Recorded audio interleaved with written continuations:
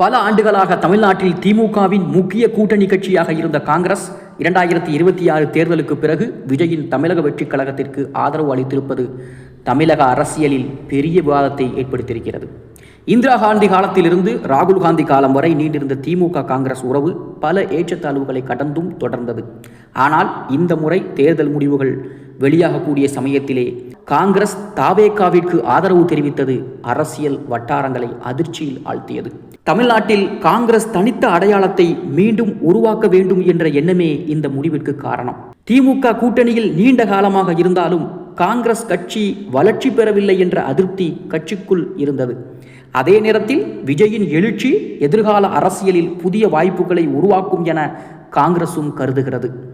குறிப்பாக உள்ளாட்சி தேர்தல், மக்களவை தேர்தல் போன்ற அடுத்தடுத்த அரசியல் கணக்குகளும் இந்த முடிவின் பின்னணியில் இருக்கலாம்.